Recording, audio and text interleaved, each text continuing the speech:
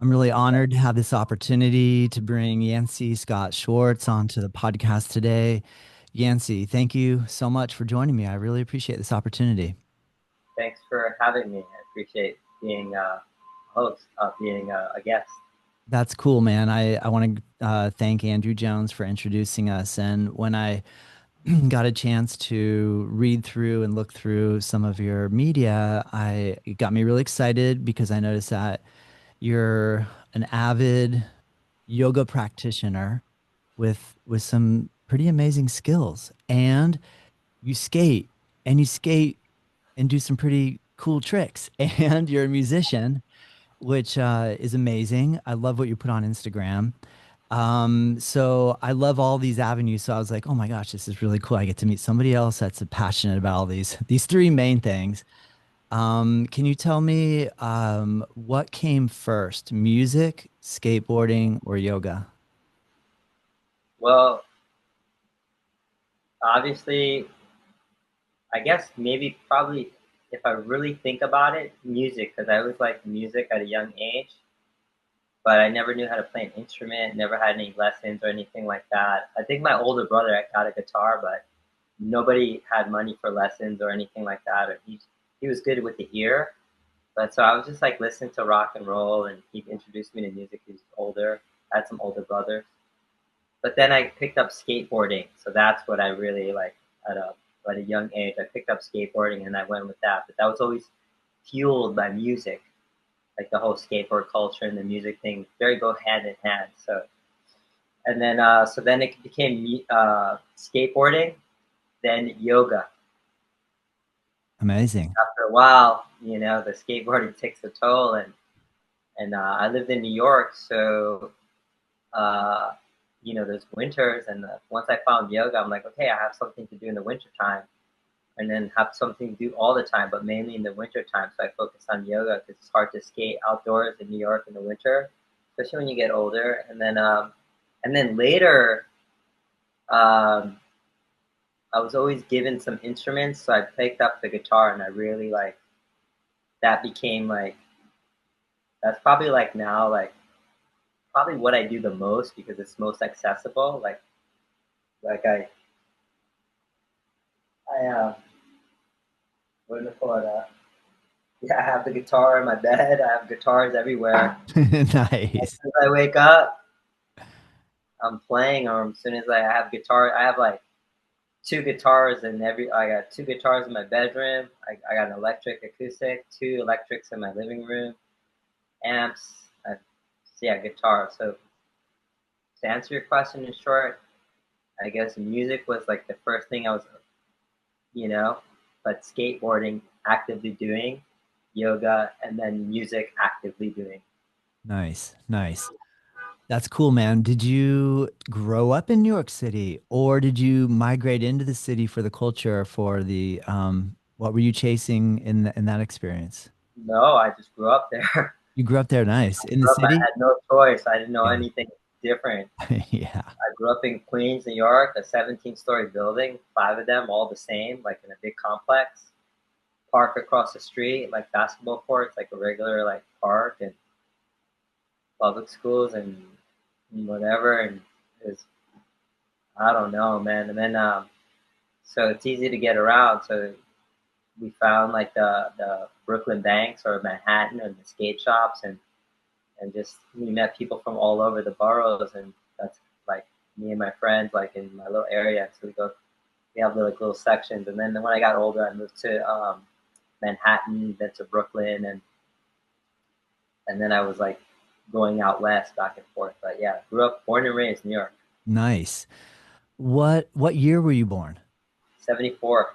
Nice. I'm 73. Cool, man. We're Yeah, close. Yeah. Oh, I mean, let me just think in terms of music. Black Flag and skateboarding. Like I feel like all we would do is put on the tape, some cassette tape. At that point, usually any type of heavier sounding music would give us inspiration. yeah, And then kind of, taking some hard falls all the time on a skateboard. And I feel like the music really fit the whole experience. Can you tell me a little bit about what genres really inspired you throughout your childhood when you were really excited about skateboarding? For sure. Well, the wonderful thing about skateboarding, it was such an alternative culture in New York. And so think about it, like where did you grow up? Like, In Florida, in a oh, perfect. Yeah. What part of Florida? I grew up in a small town called Jupiter, Florida. I know It's Florida, Jupiter, Florida. do Yeah, you? that's awesome. Nice. Uh, Zion Wright from Jupiter. Yeah, that's the first thing I was gonna say. I figure you have to know Zion. Gotta know Zion Wright. But with skateboarding, as you know, the culture is like very alternative. So you got a lot of alternative music. So a lot of punk rock and rock and roll and like mainly punk rock, like Bad Brains, Fugazi, like Black Flag, Misfits, the whole thing. But growing up in New York City, mixed with the culture was hip hop. So I started off like a lot of punk rock and roll because my older brother like rock and roll and then punk rock. But then the kids I was with, like the older kids like the rock and roll, and the younger kids that I grew up skating with, they introduced me to hip hop. So I was like, okay, punk rock, hip hop, and so like it was a perfect. So I can be like all punk rock and wild aggression, and then I can be like all smooth style with the hip Nice. hop. So it was like a mix. So I went through my little phases. Like growing up it was like rock and roll, punk rock. Like I really didn't know, and then a little bit of hip hop, and then I was like heavy into the hip hop, and then now it's like a combo of both. Like, and as I got old, and then after the hip hop, I went like I got older, I went very rock and roll because the skateboard. Baker 2G came out. We were all like Greco and Ali Boulala, tight pants, tight clothes, like steal some girl's pants or whatever, and like just go crazy and jump downstairs and be a reckless, like just crazy, like just like not a care in the world, like no consequences. And now I'm like middle of the road. I understand. I mean, I don't. Are you still skating now? Are you still in Yeah, skate? Yeah, you're yeah, still it's going for okay, it, but man. I just try not. I'm more with the skating now. I'm more particular, and I keep it kind of mellow, kind of. But there's still that fire where I'm like okay, okay, like I don't care what happens. So I still have that in me. Like I Yeah. care less. I can die or break my arm or break something, and I just have those moments, but not as often as I used to when I was younger. Yeah. When I I was younger, I had like I could care. have you suffered any serious injury? Oh my goodness. Yeah, I'm thinking there's no way you can charge Chris, it like that and not have some serious injury. well, do you want the list? Do I want the list? I'll take a portion of the list. Give me some of the heavy hitters for sure. Heavy Yeah. hitters.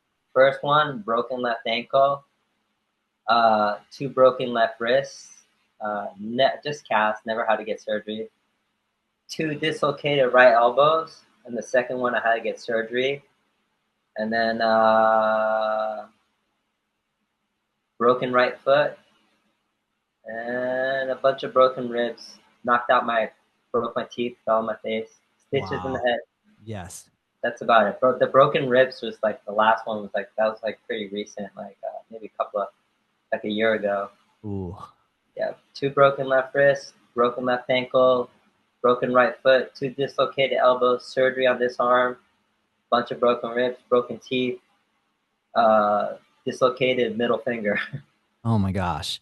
I pulled that one back myself. I was like, ah, Oh. and the Oh elbow I yeah. pulled out the second one back myself. Oh my gosh.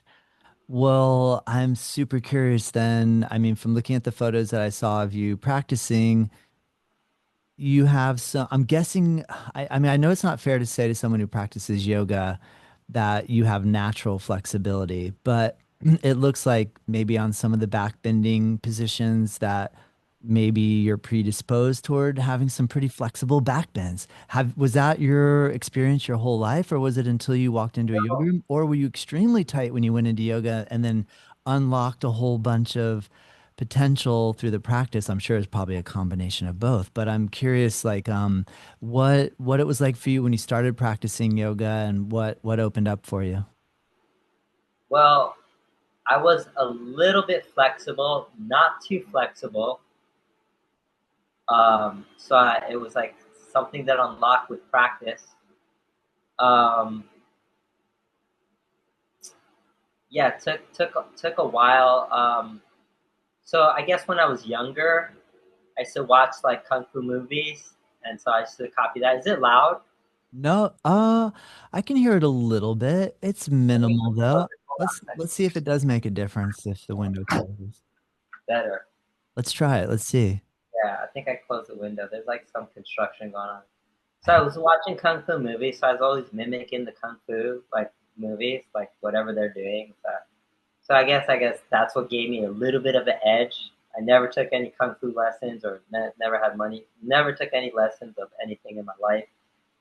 So that maybe gave me an edge in skateboarding because I was always like trying stuff and I was always kind of stretching, but I didn't even know what I was doing because I'd skate so much, my legs would cramp up. So I was like, okay, I guess I should stretch. I don't know, but Mm. my back wasn't as flexible. It was okay, not like anything to write home about. So um, I guess like uh, yeah, it just took a while to unlock and just constant practice, practice, practice, and then now I'm at a place.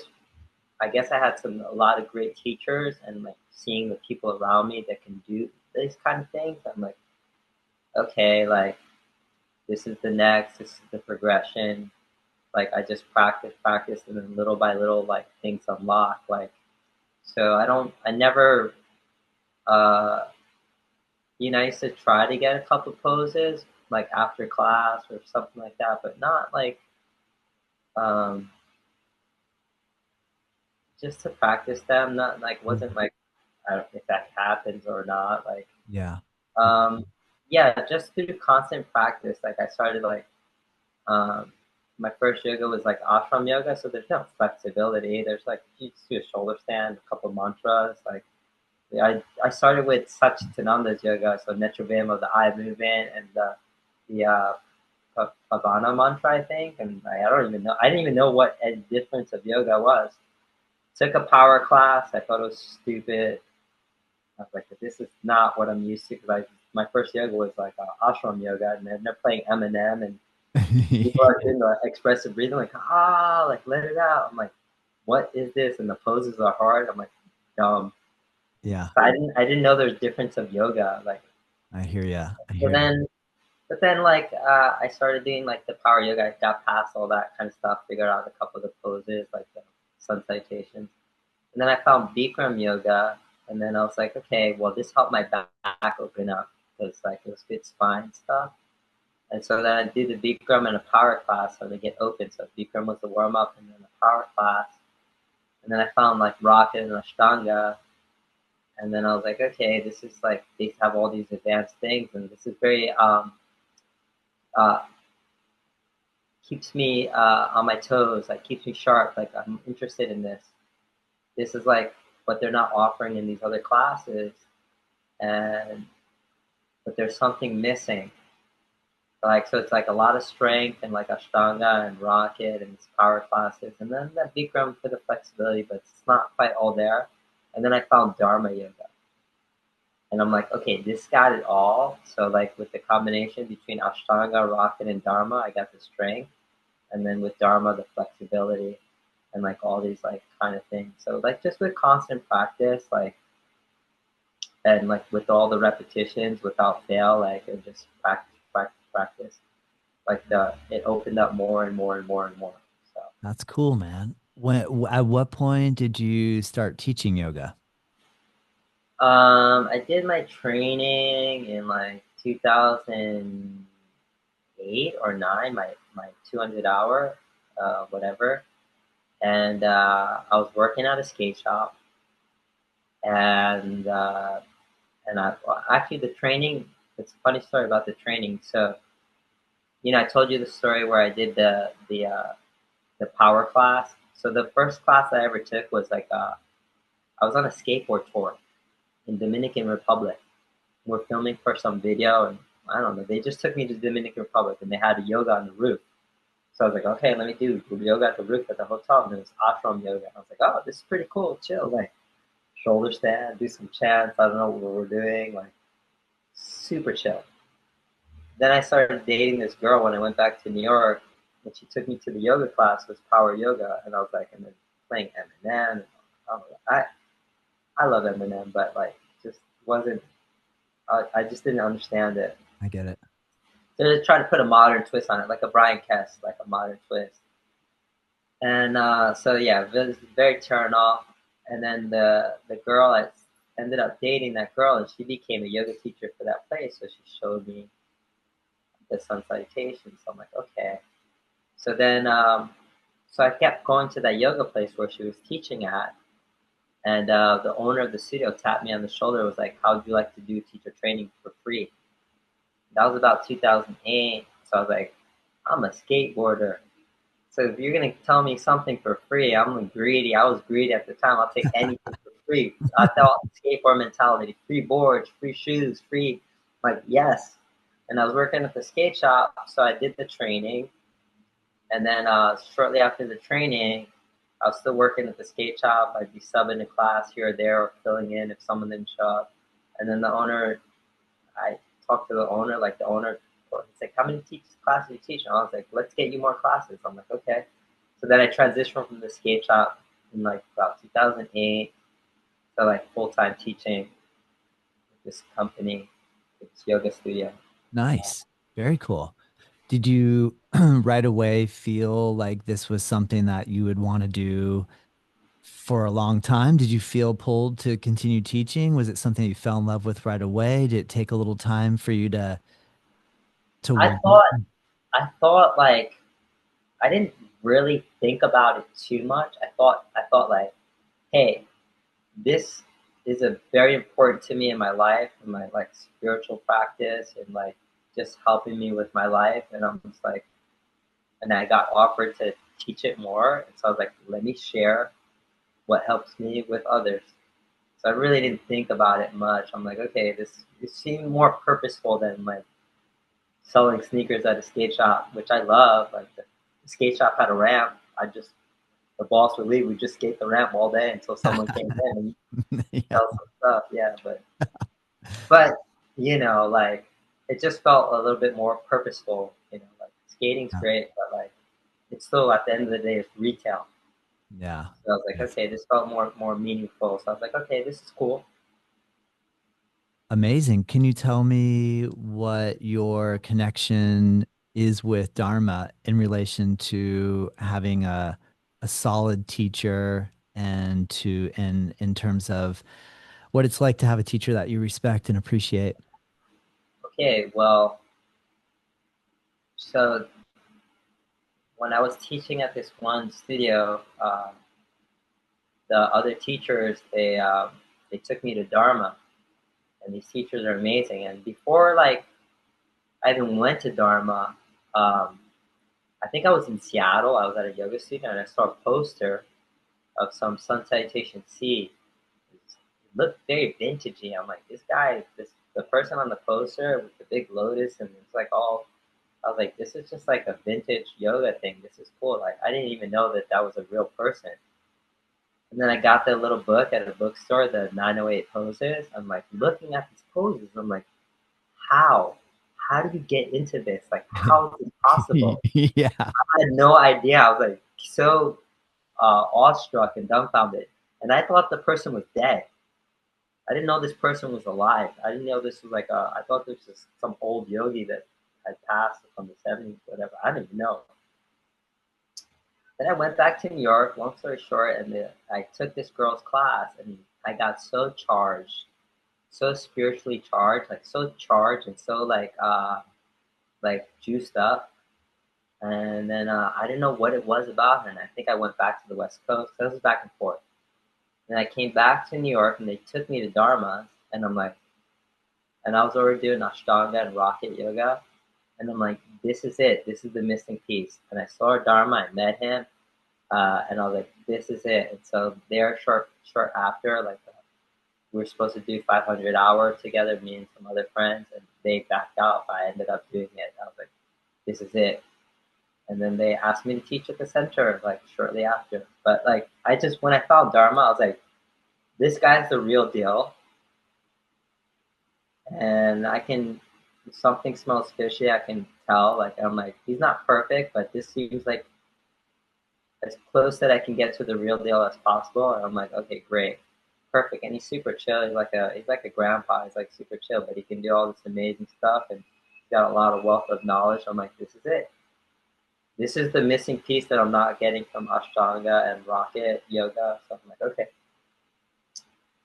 At that point, did you recognize that that was the person that you had seen on the poster in Seattle? yeah. I was like, this is the actual thing. It's really alive. That's it. Yeah, yeah.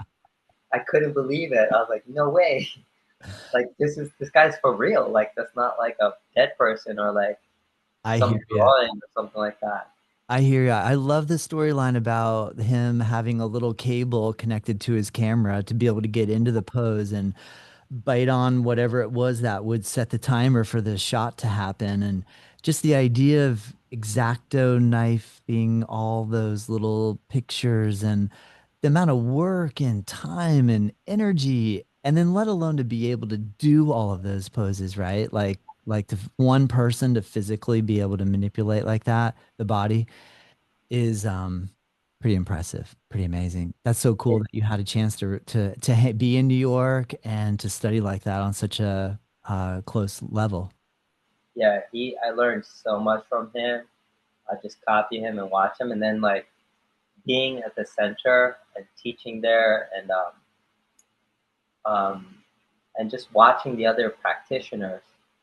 So then I was like watching him and watching all the other practitioners, and then every pose that was in the book, I was like, oh, that's how you get into it. Hmm. Oh, that's how you accomplish that. So I learned so much just by being around the other Dharma yogis and having great mentors and just watching Dharma. I'm like, okay, great. So like opened up a whole different world for me, and like in terms of it, not just like um, asana wise. Now, like since I did my training, I have a steady sadhana, like morning practices, like the same thing in the training. So the trainings, um, the life of a yogi, or yeah, the life of a yogi, LOL, life of a yogi.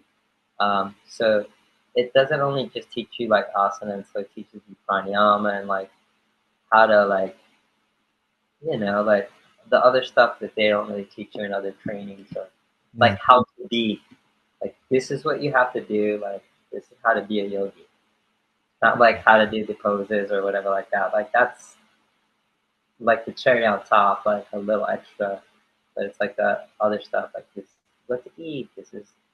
These are the pranayama. These are some mantras. These are like this is like That's cool. so That's cool, man.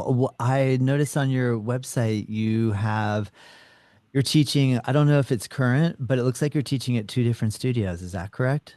that's correct. And it looks like you have a pretty solid teaching schedule. Like you're teaching a lot. How many classes a day are you teaching currently? Wow, yeah.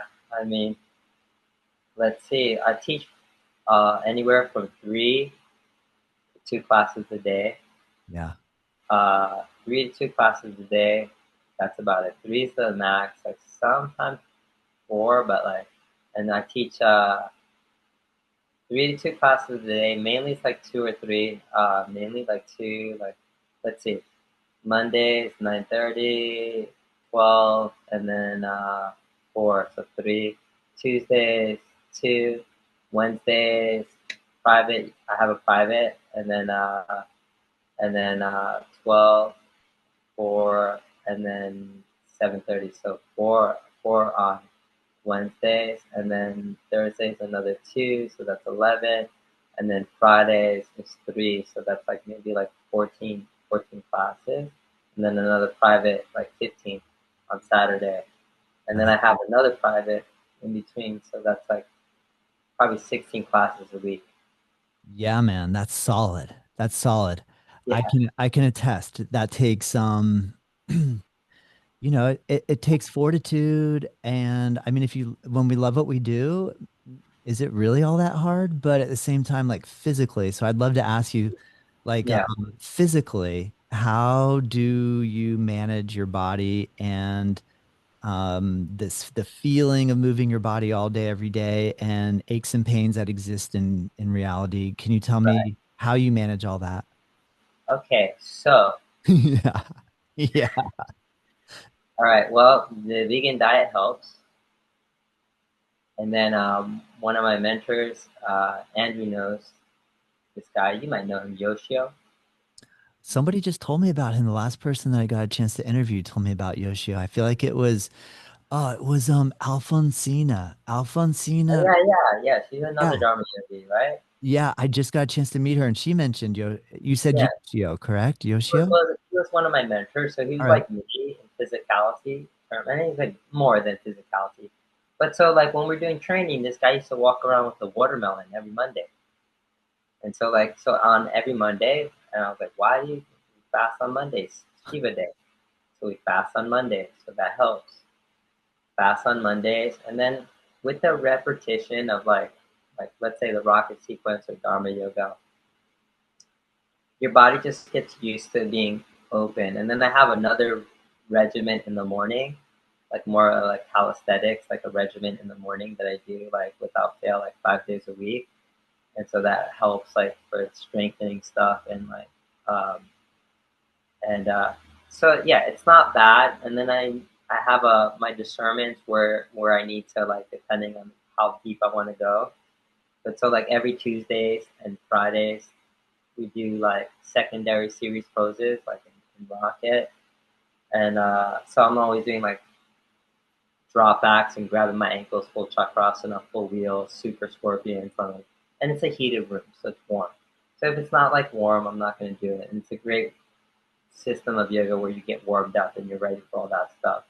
And then I do Dharma in the morning. My shoulders get open. So I guess that in terms, I'm like so used to it, and with diet, so used to it, and with my diet, it's like fine. Um, my body's just kind of used to like all these like kind of postures, and then I know like when it's time to go deep and when it's not time to go deep. So like I can go, like I there's like not in an egotistical way, but in a way that's like, okay, I can do all this stuff. Do I need to do all this stuff right now? No. It's not the right time, not the right place. Like, okay, it's not right. Okay, if I have the students that have that kind of range of motion, okay, it's the time. So my body, it's like riding a bike. It turns on when it needs to turn on. Um, that's all I can say. It's like probably like riding a bike. Like once you do it, it's in your body, Yeah. and Yeah. you do it. You like do the train like the warm ups to like always to keep your range.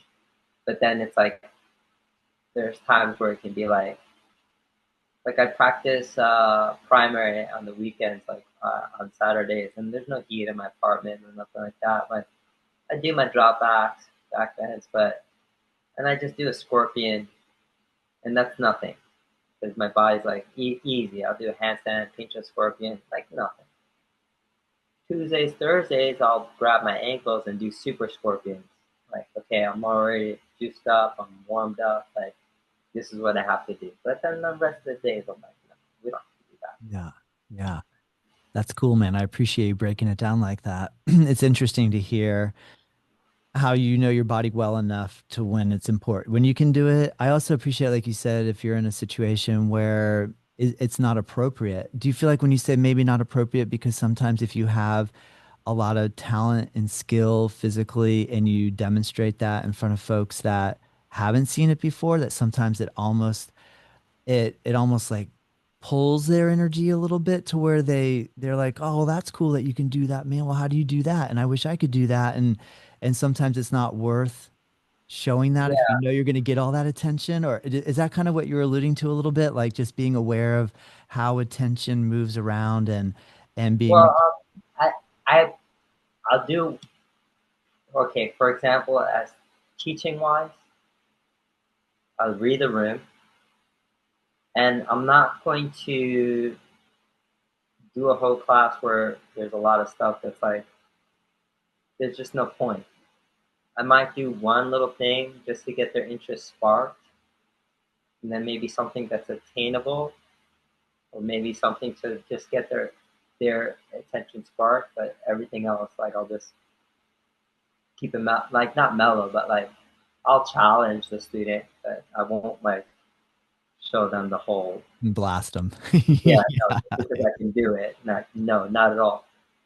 As a student, if I'm in a room full of people that they're not, uh, their asana practice isn't like, it's just, you know, just that kind of basic, like, Yeah. which is not, there's nothing wrong, like, that's fine. Yeah. And let's say the teacher knows been in a situation, oh, wow, Yancy's there, like, let me do all this kind of stuff. Like, I won't do it because it's not, there's no point. Like, I'm not in the collective consciousness of like the group. I'm not trying to get attention. And I usually do my practice at home anyways, what I have to do. So anytime I take a class, like I'll just listen to the teacher and do.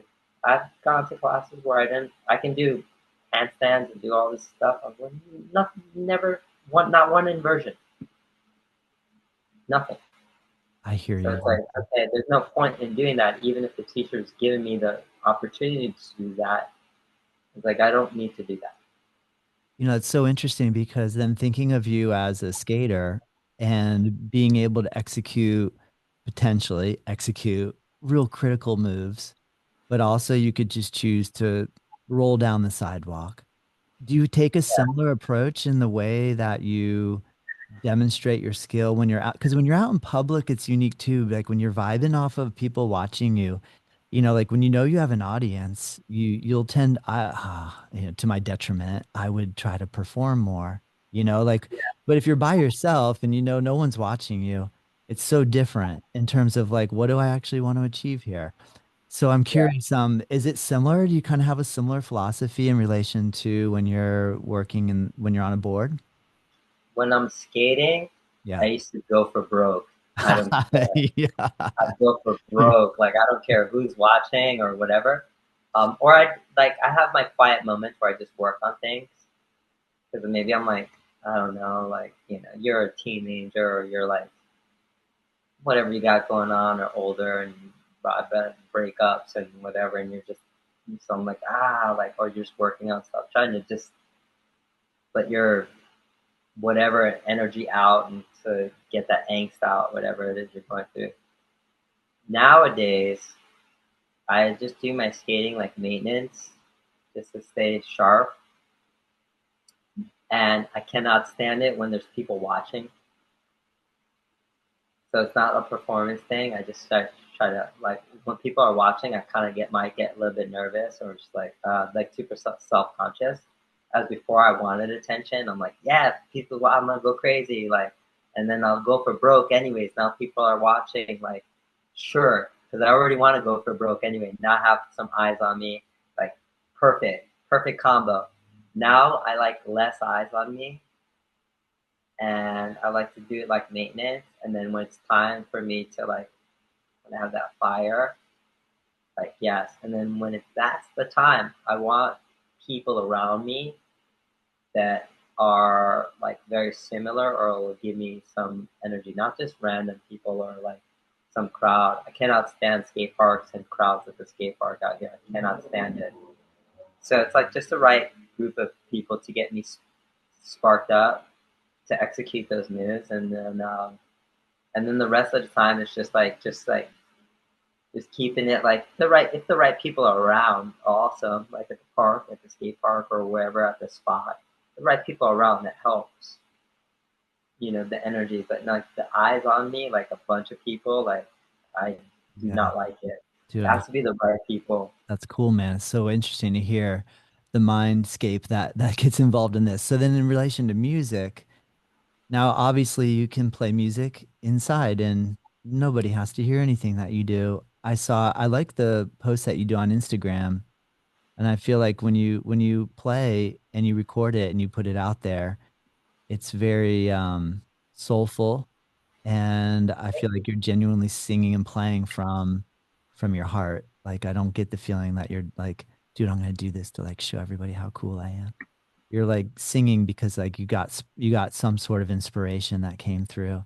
Can you talk a little bit about what your music playing and motivation and where your inspiration what usually will spark you to want to write or play?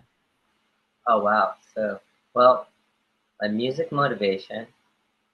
I'm very fortunate where I was giving guitars for free. Always had a guitar, so I'm like, okay, great. Um, and then, you know, being in a relationship, living, I was married at one point. Ex-wife left me. I was lonely. I didn't know what to do. So I had yoga, but I couldn't be going doing yoga all the time. It's a lot. And so then I found music. I started playing guitar.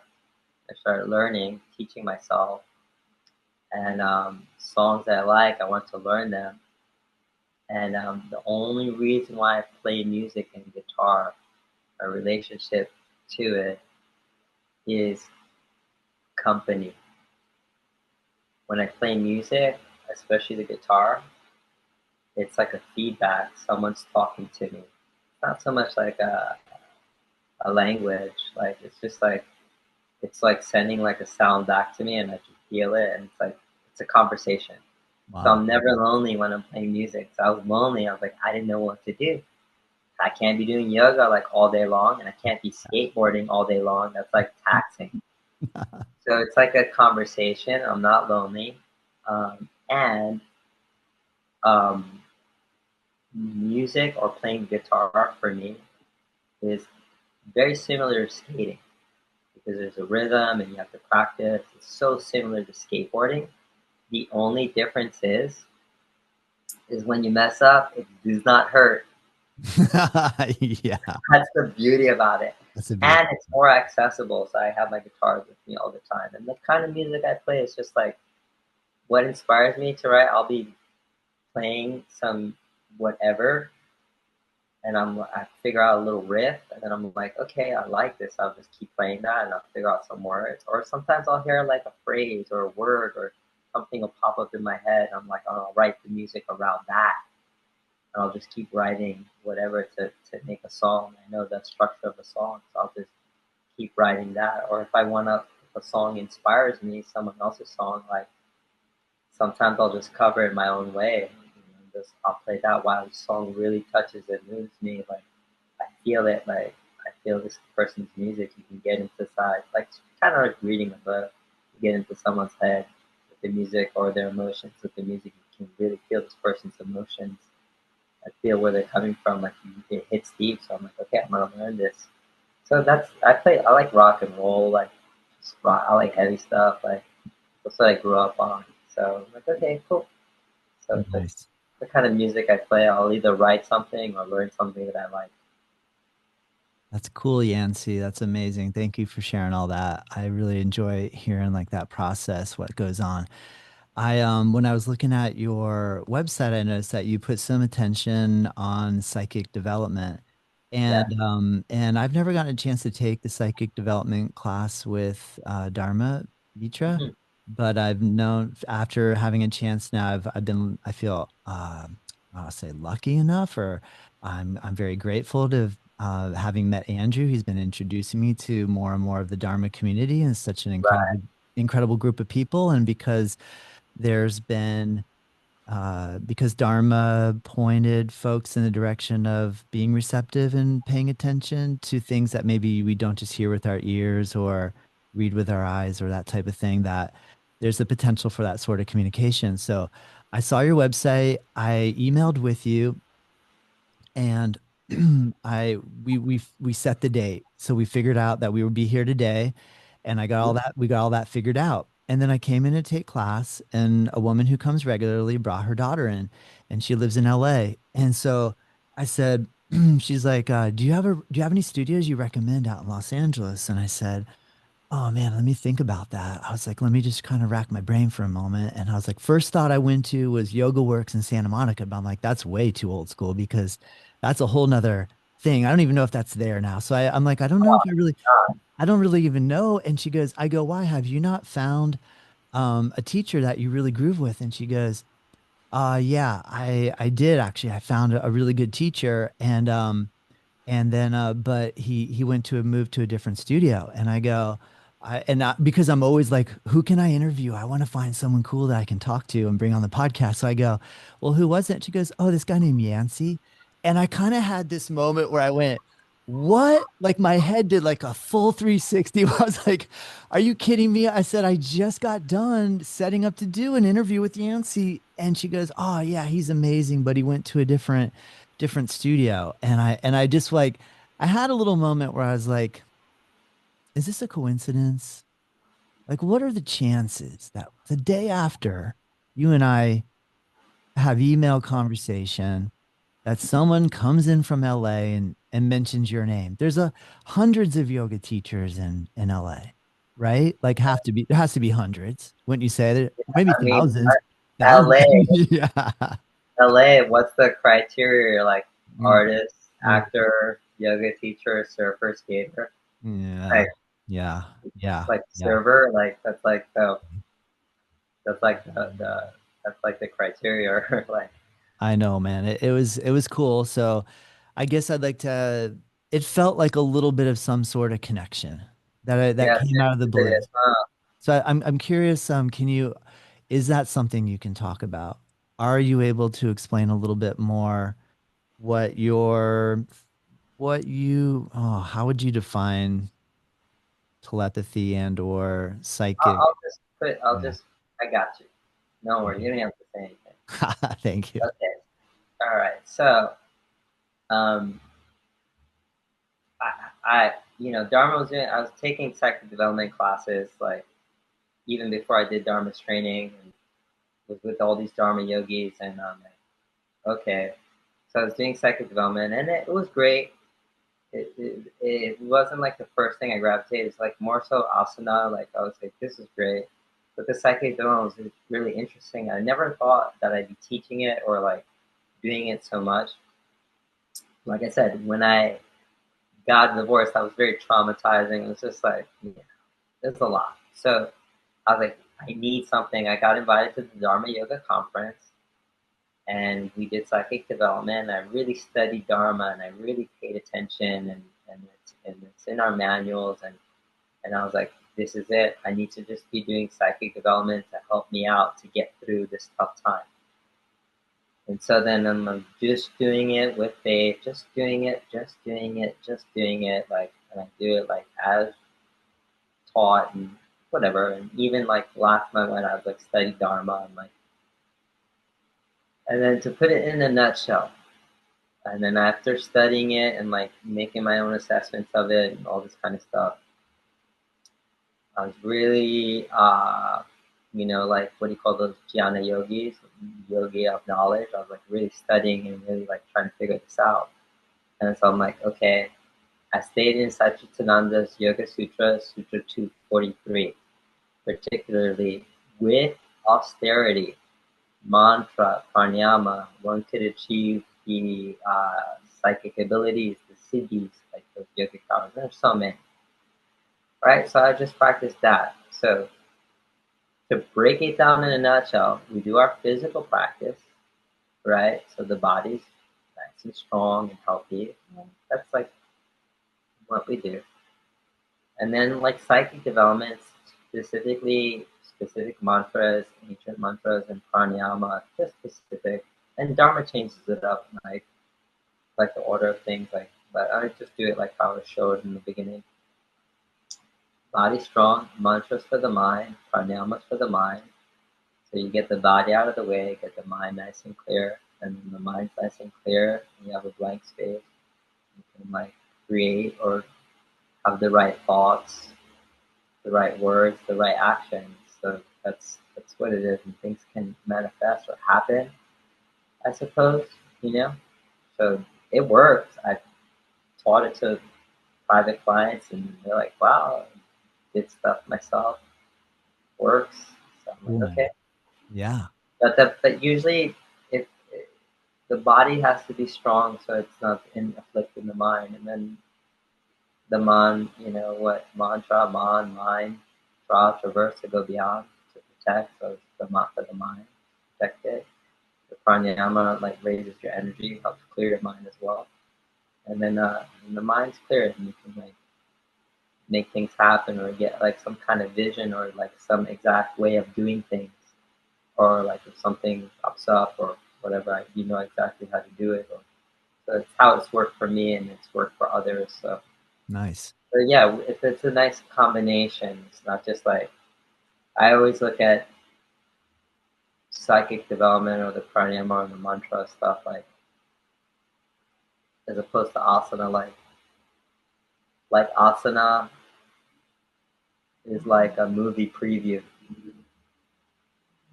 and then like you go to the movies and you see the preview or wherever you see the trailer, but you never go to the movie. Yeah. So like that's why I look at psychic development and the pranayama. Like so that's like, and it works. There's so many different cities and stuff like that, and so I can't say like if it activates the city telepathy or whatever like that, but it's there. It's there. But all I can say is like with constant practice of this, it helped me out through a rough patch of my life and seeing some stuff and it happens. Tricky part though is you gotta be careful what you think. You get what you want, but the outcome might be a little bit different. It's always gotta be for the greater good. Yeah. It's like that. You're Yeah. just looking for stuff for yourself. You could get what you want. It's like careful what you wish for. You might actually get it and you're like, yay, and then not so much yay, like later you're just like, oh no. Yeah. But it works. That's cool, man. I appreciate you. I like looking at it like Sutra 243. It's just like specific mantra and pranayama and like can achieve like the city, the yogic ability with austerities, asana, mantra, pranayama. So that's like part of it.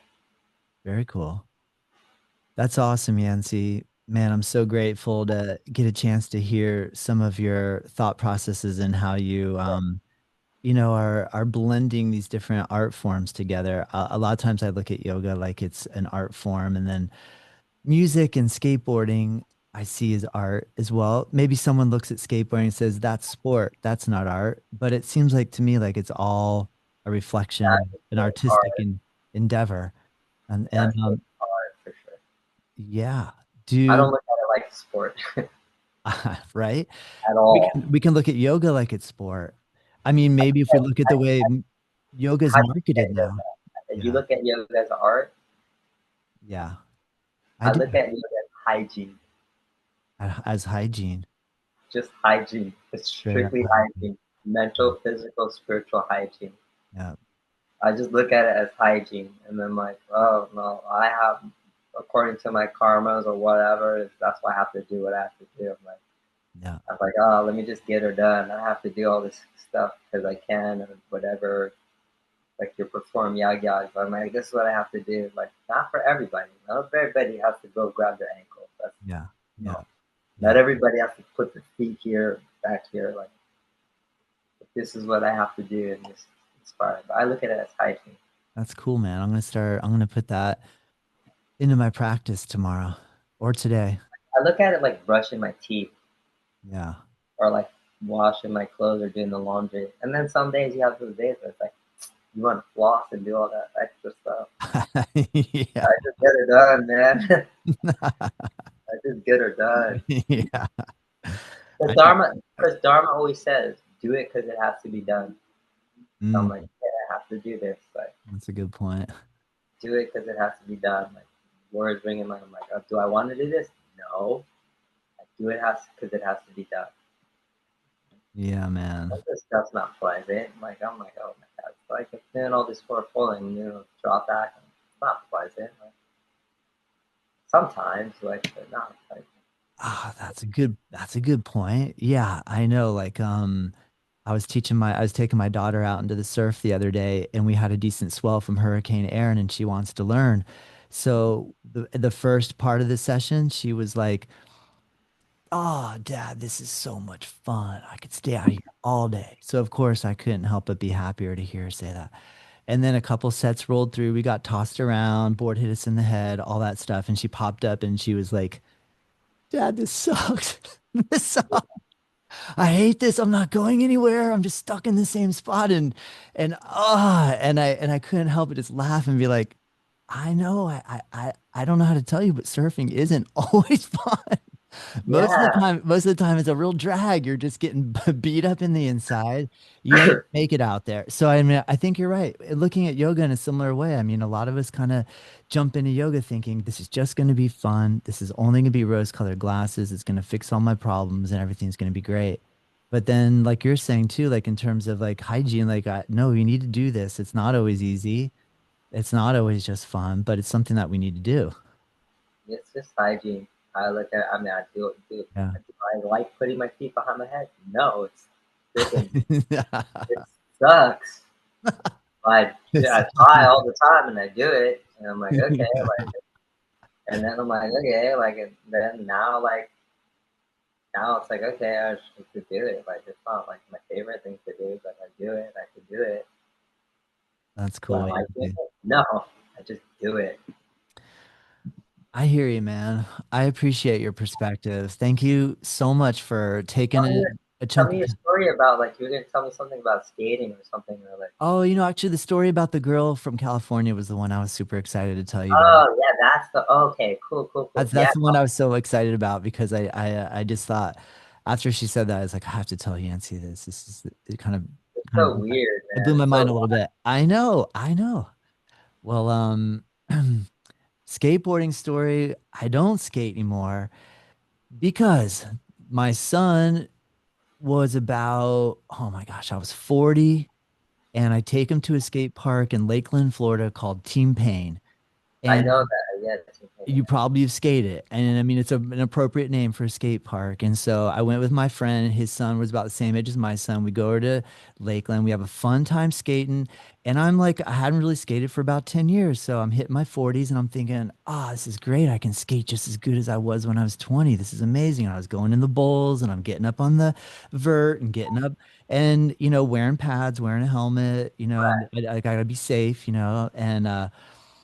the last day, we're like, well, we should get going. And so, okay, let's do one more run. And I said, oh no. yeah, do I I need to know say any that. more? Do I need to say any more? I don't know. Yeah, oh So, no. so my son, he was on a razor scooter and I was on my skateboard and there's a snake run. And so I go, let's do a tandem run. And Ethan go. So Ethan goes, and so we're going down the banks, and he's out in front of me, and he gets a little further out in front of me than I probably should have. So he hits the end bowl, goes down, comes around. I can't see him. Right when I'm coming down, he pops around the corner, and I realized I was going so fast, and he was going so fast, and we were heading straight for each other that we were going to collide.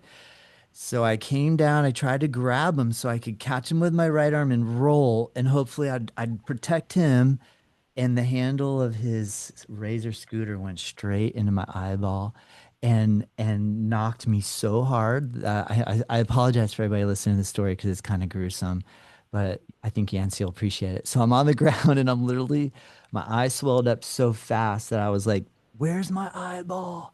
And I was trying to, I figured it had to have popped out. It didn't, but I broke my orbit bone and I had to have a surgery where they had to go in and push my eyeball back forward in place so that I didn't see double vision. Because I went from like thinking I'm 40 and I can skate better than I'm 20 to feeling like I was 80 and I couldn't drive at night because I was seeing double everywhere.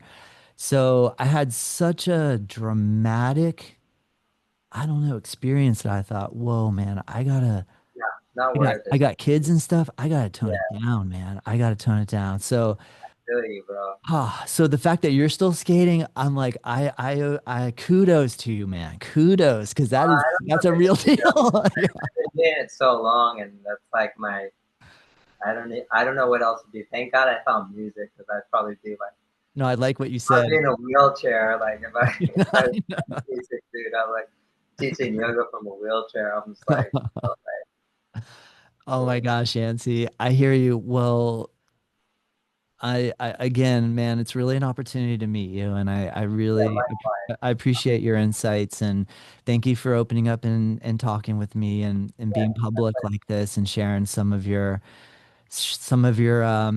ways of thinking and how you go about it. And I hope next time I get the chance to come out to California, I can look you up and come practice. for sure. And if I'm ever in Florida, I'll go to native yoga. Where's that at? What part of Florida? I'm in a town called Juno Beach, which is right next to Jupiter. So it's Okay, cool. I'm gonna tell my friend she's out there to oh go over man, there. I'm gonna that would tell her be she's in Jupiter. that would be awesome. Well, I really appreciate that. And I look forward to staying in contact, Yancy. Thank you so For much. sure, Todd, man. My pleasure. Thank you for having me, and Thank you. great talking to you. You're awesome, dude. Thank you, man. Same to All you. right, peace.